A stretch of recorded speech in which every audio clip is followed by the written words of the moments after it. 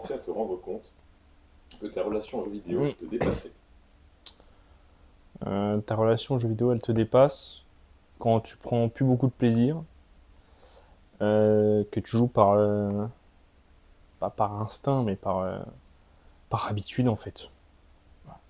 Quand tu joues par habitude, au bout un moment donné, tu es dans ta game, tu te dis putain, mais attends, en fait, je me fais chier. Voilà.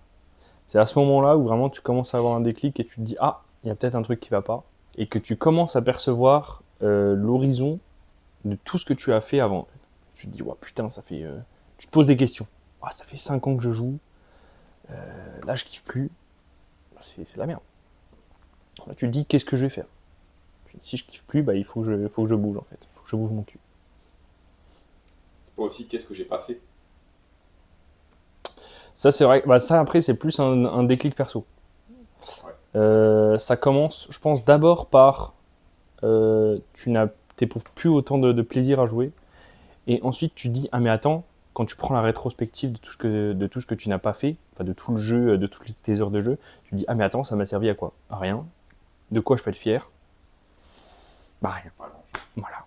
Et ça, ça fait mal, hein. Franchement, tu penses à ça, tu te dis putain, tu peux y penser pendant des semaines, des mois entiers, et au final, te retrouver avec une réponse qui est rien. Là, je te la donne comme ça, la réponse, hein. C'est cadeau. T'as pas besoin de réfléchir pendant des semaines, des mois. Tu es fier de rien du tout. Voilà. À ce moment-là, comment étais-tu physiquement et mentalement au quotidien? Physiquement, j'avais pas encore commencé la muscu. Je venais de commencer un peu la course. Euh, On va dire que physiquement, j'étais plus fin. Je crois que je devais faire 80 kilos, on va dire. Mais il y avait moins de muscles en fait, donc c'était plus de gras. Et surtout, je venais de commencer la course. Et c'est là que tu te dis, putain, en fait, j'arrive pas à courir 10 minutes, pas trop vite. Donc ça rajoute encore sur ton ah, mais j'ai rien fait, je peux être fier de rien. Et tu commences justement à éprouver de la fierté et du plaisir quand tu cours et que tu réussis même des petites séances de 10-15 minutes de course. En fait, ça, c'est largement suffisant. Et ça va t'amener tranquillement à persister dans cette voie-là. Mentalement, allez, au fond du gouffre, hein. D'ailleurs, c'est mon pseudo sur R6 pour les Fond du vrais. gouffre. Au fond du gouffre. Non, au bord du gouffre, autant pour moi. Ouais, comment t'es mentalement, bah, tu travailles dans un taf. Pour le coup, à l'époque, c'était encore ok, j'avais pas trop le déclic vis-à-vis du travail, mais t'as pas de perspective d'avenir en fait. Tu t'enfermes dans le jeu. Et ouais, si tu commences pas à te bouger un peu, même juste pour faire du sport, bah en fait, tu boules dans ta tête en te disant putain, je suis fier de rien, j'ai rien fait, et puis t'es pas bien en fait. T'es pas bien du tout. Donc Parfois. tu joues quand même, c'est ça que je comprends pas. Bah parce que ça Tu t'anesthésie, sais que tu mec. produis rien, mais pourtant tu joues quand même. Ouais. Parce que ça t'anesthésie, parce que tu sais pas comment faire autrement. C'est tout con, hein. Franchement, c'est tout con. Et peut-être que donc ça t'anesthésie, tu sais pas comment faire autrement, donc par habitude. Et le coût du changement, mec, quand tu joues depuis une décennie, quasiment la moitié de ta vie, le coup de changer, de savoir où aller, de quoi faire. Si en plus tu commences à faire de nouveaux trucs, tu n'y arrives pas. Tu essaies de courir 10 minutes, tu n'y arrives pas. Tu te dis, oh putain, est-ce que c'est vraiment fait pour moi? Et tout ça, ça te garde dans le truc en fait. Qu'est-ce qui te faisait penser à l'époque que ce n'était pas si grave ou que tu pouvais arrêter quand tu voulais? Ouais, en fait, tu es dans le déni de l'addiction. Donc si t'es pas dans l'addiction, bah, tu peux arrêter quand tu veux. Sauf qu'en fait, comme j'ai dit, tu fais ça par habitude. En fait, tu n'arrêtes pas quand tu veux. C'est vraiment une illusion absolument totale de se dire j'arrête quand je veux. C'est une forme de déni, oui. Ah, c'est une forme de déni. Bah, après, il y a aussi un peu de plaisir. C'est-à-dire que tu cesses pas du jour au lendemain de plus prendre de plaisir, tu vois. Ça va se mettre sur un temps plus ou moins long. Euh, et parfois, tu fais des sessions où vraiment t'as pas kiffé, et d'autres fois, tu relances, tu te dis, waouh, putain, c'était trop cool, ou t'avais tel ou tel pote, et il y avait une ambiance de fou, en fait. Et au sortir de ces sessions-là, tu te dis, ah putain, c'était quand même bien. Donc en fait, tu vas limite plus jouer davantage pour ces sessions-là que pour les sessions où tu prends pas de plaisir. Après, ça peut être aussi une forme de début d'arrêt, c'est-à-dire que il y a des moments où tu vas jouer tout seul, et il y a des moments où tu vas jouer en groupe, évidemment quand c'est en groupe et que ça se passe bien, tu prends plus de plaisir. Donc en fait, tu vas te dire, je vais peut-être commencer à arrêter ou moins jouer tout seul, tu vois. Donc là, ça peut t'ouvrir une porte en fait. Vu que tu vas moins passer de temps, tu vas pouvoir faire d'autres trucs éventuellement. Sauf que il faut faire d'autres trucs de manière intelligente, tu vois. Faut pas juste dire, j'attends mes potes, pendant 30 minutes. Quels ont été les effets secondaires les plus marquants de ton addiction? T'es fatigué très souvent.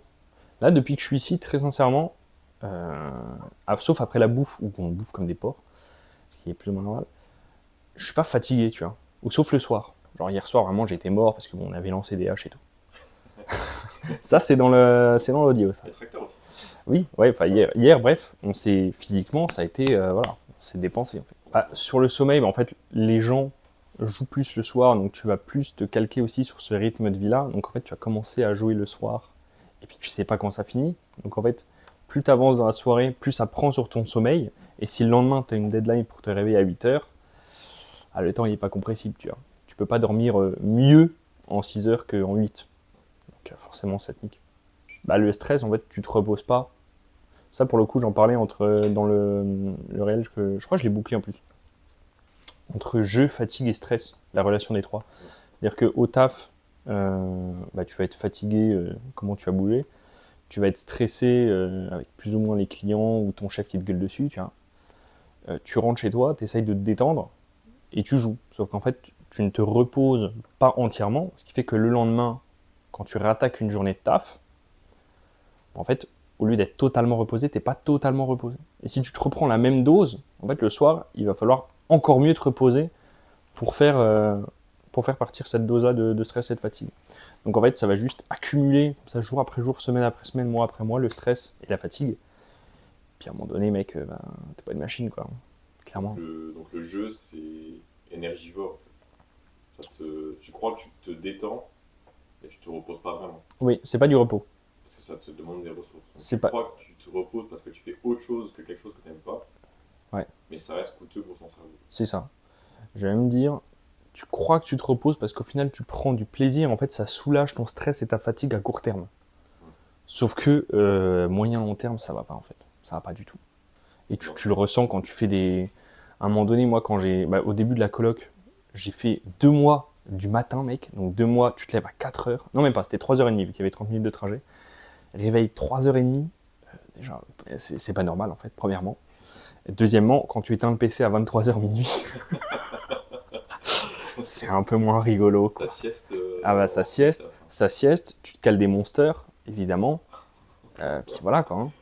Ouais. Tu te cales des monsters et des siestes, des grosses siestes. Tu rentres, tu fais 14-17, tu te réveilles à 17, tu mets 1 heure pour sortir de ton coma, en fait. Voilà. Tu fais ça pendant plus de 2 mois, mais ça te tue le cerveau, vraiment. Si le jeu vidéo ne repose pas, enfin c'est une illusion de repos, qu'est-ce qu'il faudrait faire pour vraiment s'en reposer? Je pense, franchement, n'importe quoi, sans écran, mec. Des activités, lecture, le sport quand même. Bon, une petite marche, ça peut être bien. Si tu veux pas faire du sport, si t'es crevé. Tu vas parler à des gens. Tu vas sociabiliser en fait. Tu vas peut-être sortir, alors sans forcément te bourrer la gueule, tu vois. Mais faire des connexions avec les gens. Et voilà. Des activités, tu peux faire de la cuisine, putain. C'est douce en fait. Ouais, c'est ça. Pour moi, dès qu'il n'y a pas d'écran, en fait, c'est ok. Voilà, donc tu drops ton tel, tu lâches ton PC, et c'est ok. Quel a été le signal d'alarme ou le moment précis où tu t'es dit « Ok, là, il faut que j'arrête ». Le moment où tu as une rétrospective de ta vie, et tu te dis « putain, ces derniers mois, j'ai rien fait ». Et en fait, tu vas réfléchir plus loin et tu vas te dire « putain, ces dernières années, j'ai rien fait ». Moi, c'est arrivé après avoir fait 7 mois d'aller-retour entre Nancy et Metz pour un taf alimentaire. Et à ce moment-là, je me disais « putain, mais attends, c'est pas possible en fait. C'est pas possible. » Ça, tu rajoutes des fois des shifts où tu te dis « putain, mais pendant plusieurs mois, tu vas être... » Là, c'était spécifiquement du matin. Tu te dis « ça fait mal. »